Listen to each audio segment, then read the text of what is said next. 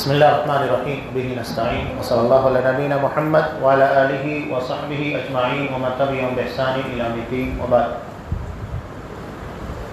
تمام قسم کی تعریفات اللہ رب العالمین وحدہ لا شریک کے لیے لائق و زیبا ہیں، جو ساری کائنات کا تنہا خالق و مالک ہے، اور بے شمار درود و سلام ہوں اللہ کے آخری نبی جناب کریم محمد رسول اللہ صلی اللہ علیہ وسلم کی ذات مقدسہ پر۔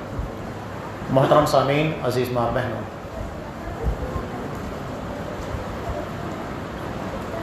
مساجد کی تعمیر، اس کی آباد کاری دو طریقے سے ہوتی ہے۔ ایک اس کا کنسٹرکشن ہے، زمین کی خریدی ہے، اور دوسرا ہے عبادت، تلاوت، ذکر اذکار اور نماز، ان ساری چیزوں سے مسجد کو آباد رکھنا۔ نبی کریم صلی اللہ علیہ وسلم نے ارشاد فرمایا، جیسا کہ مسلم کی روایت ہے، جو شخص تمہیں مسجد آتے جاتے یعنی نماز ادا کرتے ہوئے دکھے، اس کے ایمان کی گواہی دو۔ اس کا مطلب یہ ہے کہ وہ اپنے مرکز سے جڑا ہوا ہے۔ آپ صلی اللہ علیہ وسلم جب تک مکہ میں تھے تو مسجد کی تعمیر آپ کے لیے مسئلہ تھا، چھپ چھپ کر عبادتیں کی جاتی تھیں، لیکن مدینہ آنے کے بعد فوری طور پر آپ صلی اللہ علیہ وسلم نے مسجد نبوی کی تعمیر کی۔ مسجد صرف عبادت گاہ نہیں ہے، بلکہ آپ صلی اللہ علیہ وسلم، اصحاب کرام، اس کے بعد خلفاء، ان سارے لوگوں کی زندگی میں آپ دیکھیے مسجد کی اہمیت کیا ہے۔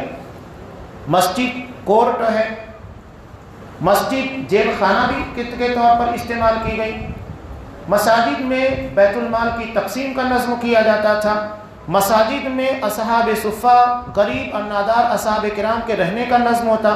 مسجد تعلیم گاہ ہے، تربیت گاہ ہے۔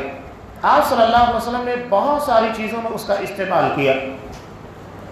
آپ صلی اللہ علیہ وسلم نے مسجد نبی کو یونیورسٹی بنا دیا تھا، اور اسی یونیورسٹی سے حضرت ابوبکر صدیق نکلے، حضرت عمر فاروق رضی اللہ تعالیٰ عنہ جیسا حکمراں نکلا، حضرت علی، حضرت عثمان غنی، عشرہ مبشرہ دیگر اصحاب کرام کی جماعت نکلی، جس کی مثال اور نظیر دنیا قیامت تک نہیں پیش کر سکتی ہے۔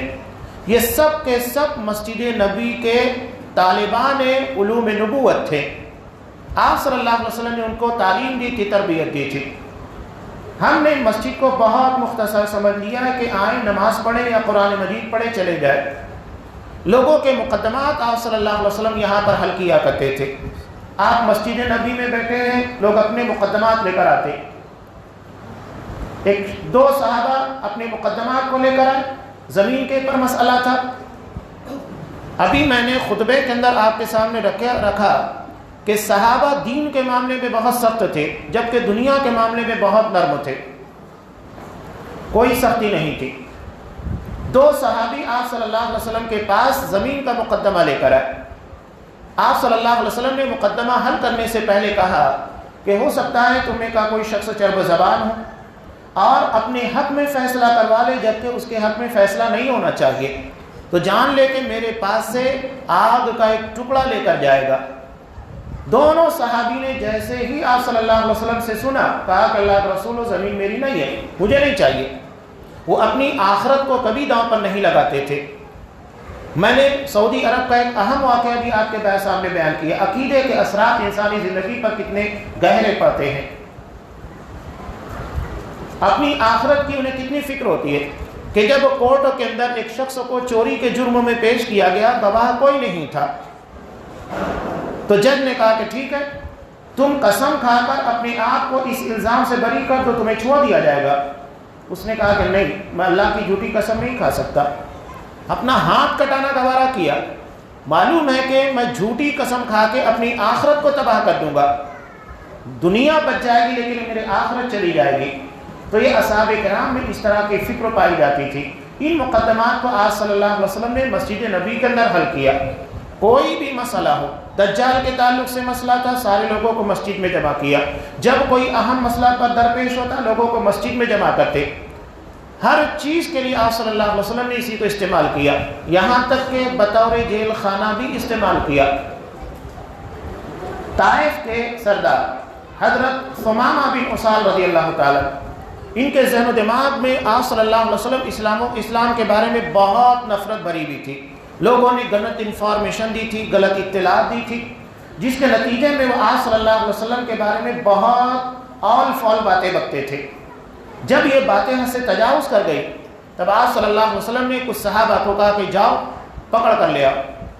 انہیں لایا گیا. 3 دن تک مسجد نبی کے اندر انہیں قیدی بنا کر رکھا گیا.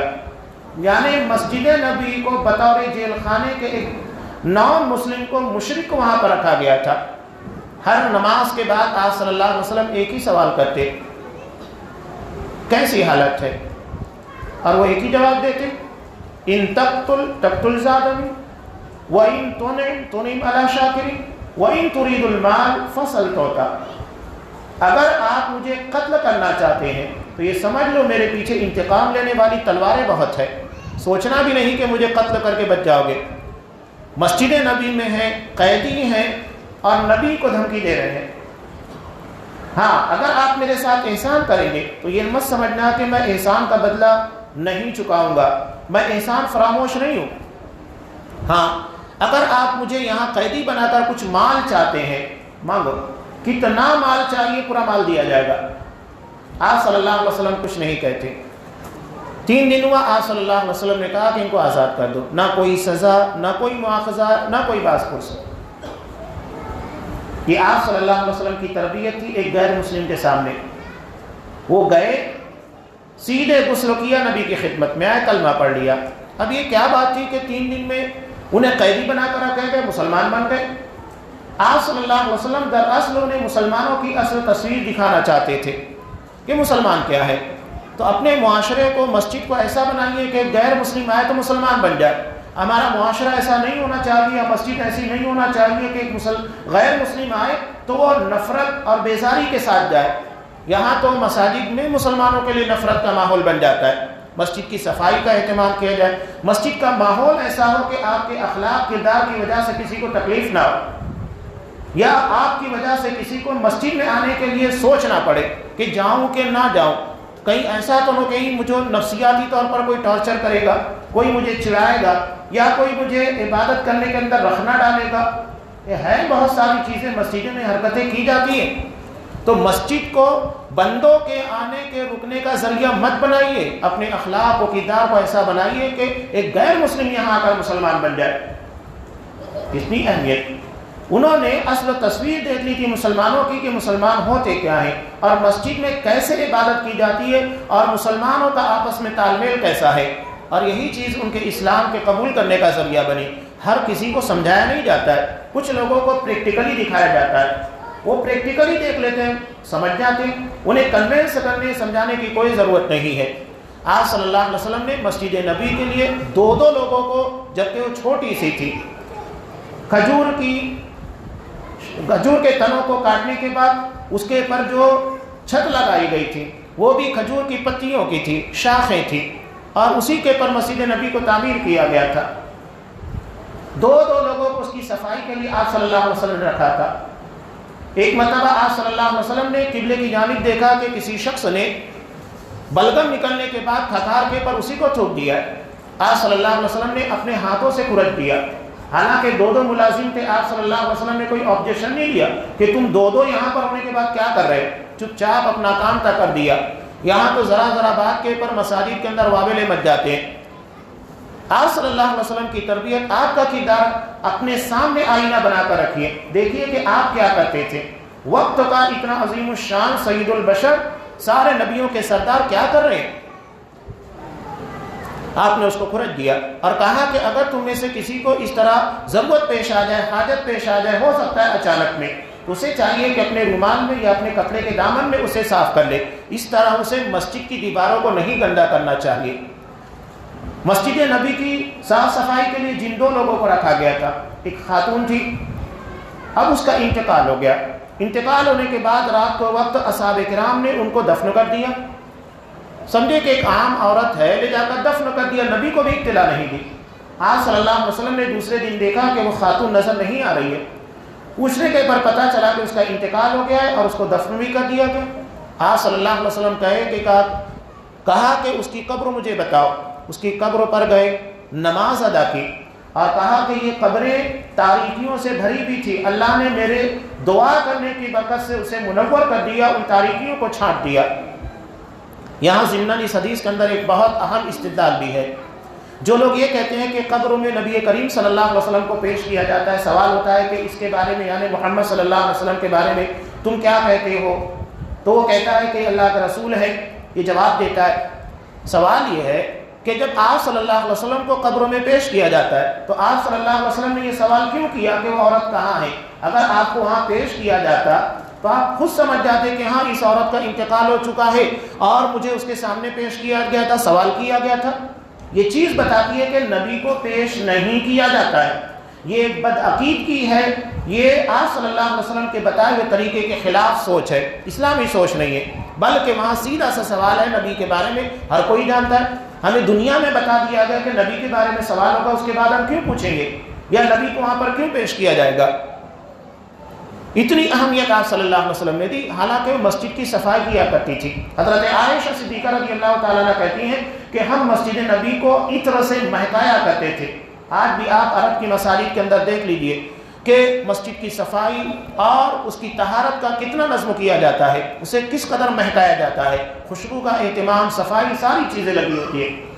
اسی لیے قرآن مجید نے کہا کہ مسجد کی اصل تعمیر یعنی اس کو آباد کرنا سجدوں کے ذریعے، عبادت کے ذریعے، معاملات زندگی کی اصلاح کے ذریعے، یہ کام دراصل اہل ایمان کا ہے۔ انما یعمر مساجد اللہ من آمن باللہ، جو اللہ پر ایمان رکھتے ہیں، آخرت پر ایمان رکھتے ہیں، نماز قائم کرتے ہیں، زکوٰۃ ادا کرتے ہیں، سوائے اللہ کے کسی سے نہیں ڈرتے۔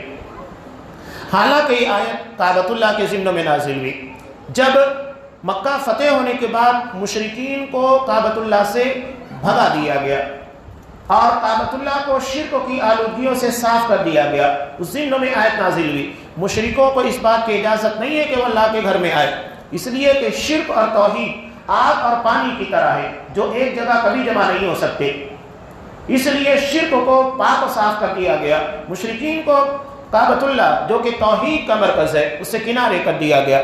تو مسجد کے بارے میں خصوصی توجہ دی جائے۔ آپ صلی اللہ علیہ وسلم نے جو اہتمام کیا اور اس کو جس طریقے سے استعمال کیا، آپ بھی اس کی اہمیت کو سمجھنے کی کوشش کیجیے۔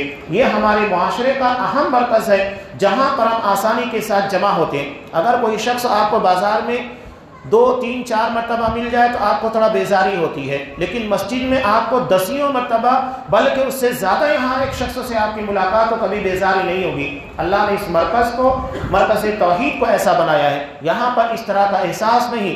باہر کی جو چیزیں جو خرابیاں ہوتی ہیں ان ساری چیزوں سے پاک و صاف جگہ ہے، یہ عبادت کی جگہ ہے، اور صرف عبادت نہیں بلکہ ہمارے معاملات، بلکہ ہر چیز کو یہاں سے جوڑا گیا ہے۔ لوگوں کے مقدمات، لوگوں کے کیسز آپ صلی اللہ علیہ وسلم اسی جگہ پر حل کرتے تھے۔ اصحاب صفہ کی تربیت مسجد نبی کے اندر رہ کر کی گئی، وہ مسجد نبی میں رہا کرتے تھے۔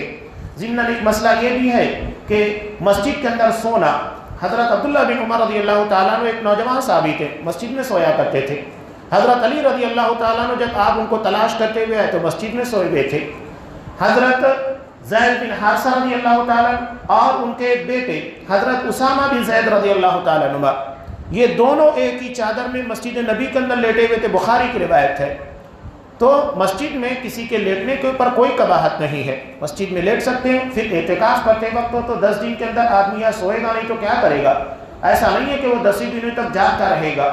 کچھ مسائل ہیں جسے لوگوں نے بلا وجہ بنا لیا ہے جو کہ اصل میں شریعت سے جڑے ہوئے نہیں ہیں، یہ سماج کے اندر بنائے ہوئے مسائل ہیں جس کا حقیقت سے کوئی تعلق نہیں ہوتا ہے۔ تو مسجد کی اہمیت کو سمجھیے، اس کی قدر کیجیے، جیسا اس کا اہتمام کرنے کا آپ صلی اللہ علیہ وسلم نے حکم دیا ہے ویسا اس کا اہتمام کیجیے۔ یہ ہمارے گھر اور ہماری دکان، بزنس سب سے بڑھ کر ہے، یہ ہمیں یہاں سے اللہ سے جوڑتی ہے، ہمیں آخرت تک لے جانے کا راستہ ہے۔ اللہ تبارک و تعالی ہمیں اس کی ویسی ہی توقیر، عزت اور احترام کرنے کی توفیق عنایت فرمائے۔